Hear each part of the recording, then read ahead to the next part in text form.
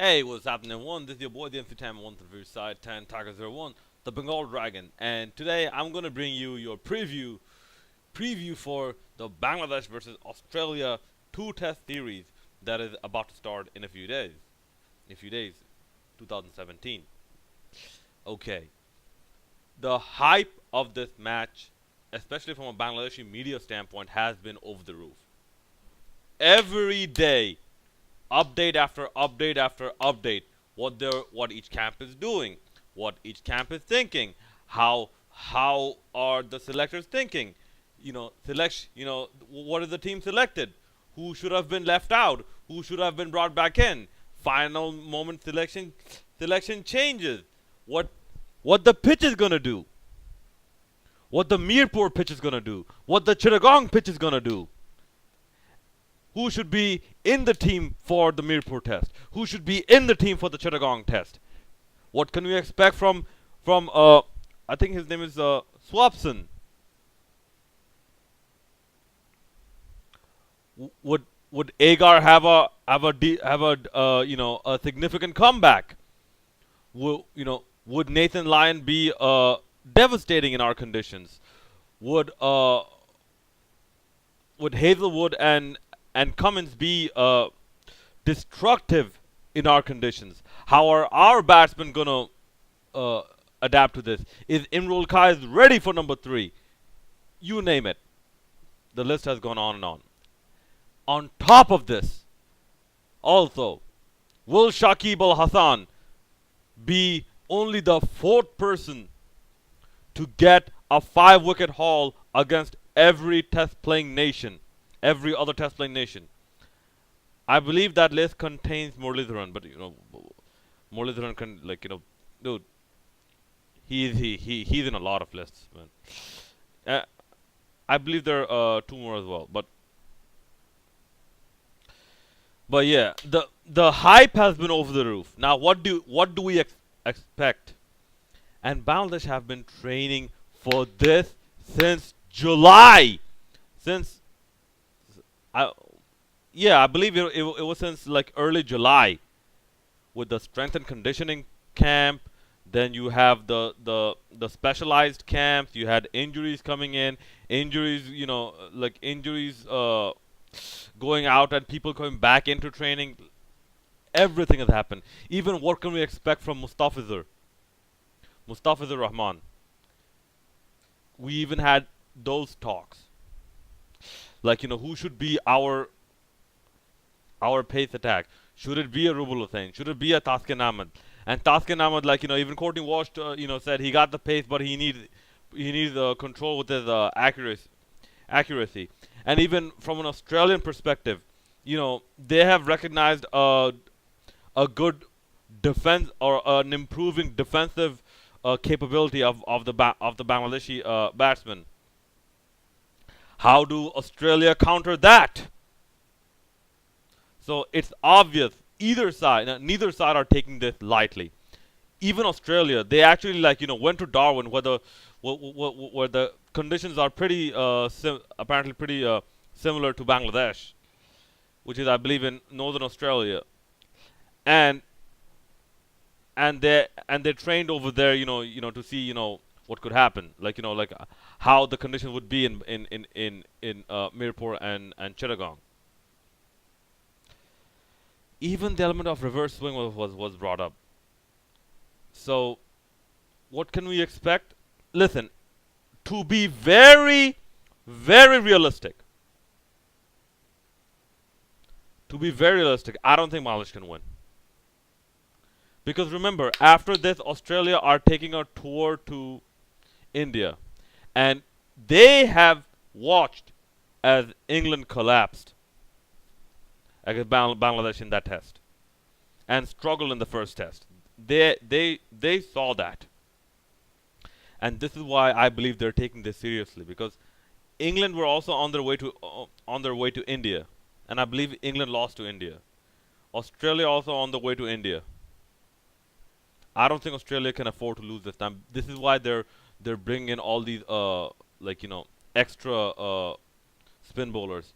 Yeah, we don't have. I think his name was Stephen O'Keefe or something. The guy who actually got into a lot of trouble afterwards. Yeah, I don't think he's on the side, but I haven't checked the Australian side that closely. But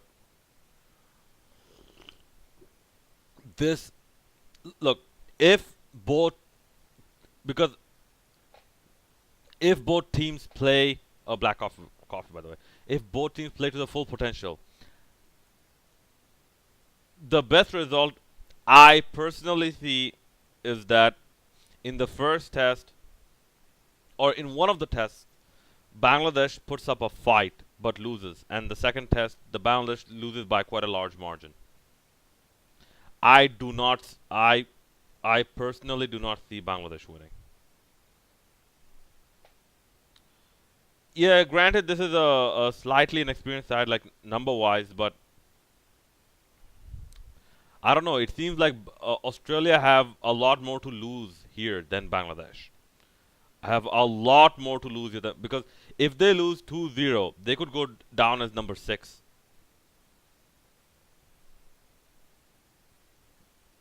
So, if by any chance Bangladesh has to win, apart from the batting and bowling, apart from the batting, pace bowling, and spin bowling, two other things that are very crucial. One is the fielding, dropped catches. Bangladesh have had a recurring problem with dropped catches. Cannot afford that, especially against a side like Australia. And a side, a match that has been, you could almost say 11 years, like, coming, because, like, we haven't faced Australia in a long time. And number two, running between the wickets. Bangladesh also have a problem of, um, have a problem of, getting silly runouts. Yes, I know there was a specialist. In terms of batting, there was a specialist a person brought in to work with the tailenders. I think his name is Mark O'Neill or something. Um, to work with the Bangladeshi tailenders. And Stuart McGill was people tried to bring in Stuart McGill, but in the end they ended up bringing Sunil Joshi for, I believe, somewhat of a short-term contract. We'll see how that works because I'm not too high on Joshi. I'm not too high on Sunil Joshi. And the board, I don't know why, but the board has had its problems with Mohammad Rafiq. I don't know why.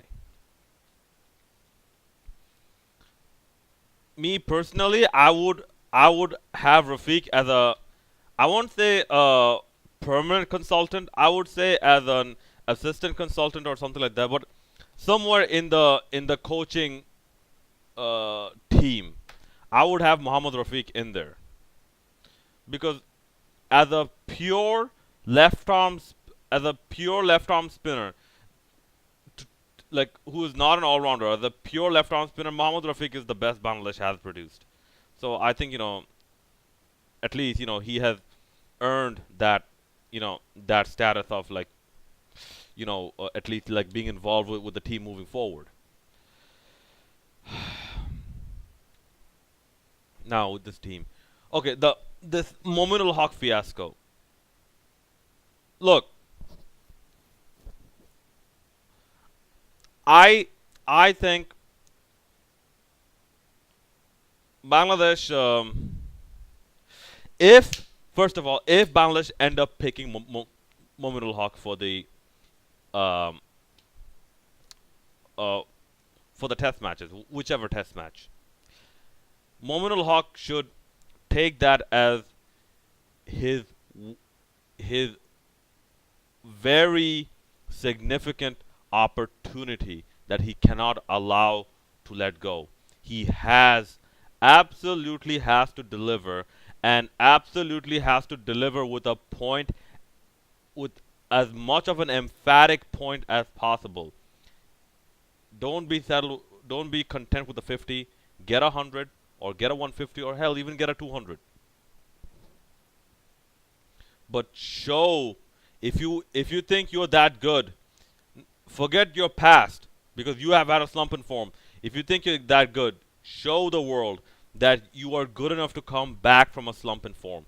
Show the world that Bangladesh has entrusted a lot of talent within you, Mominul Haq.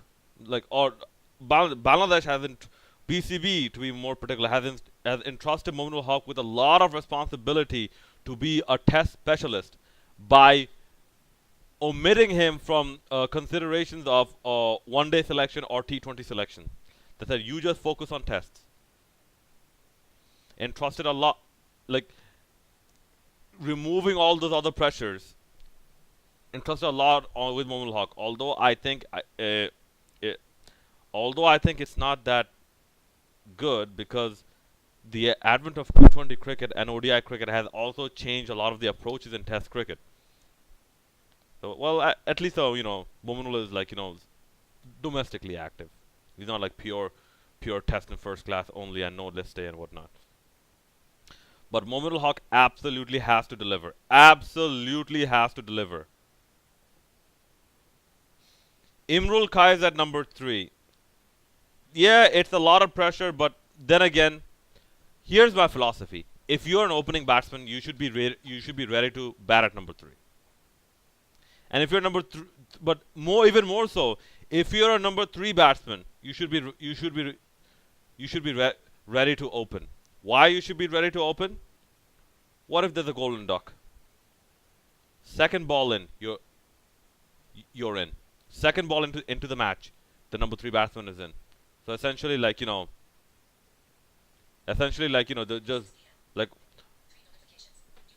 like one of the openers just got replaced, like after one delivery. So Imrul Kais, I have a good feeling that he is going to deliver, like if he gets selected.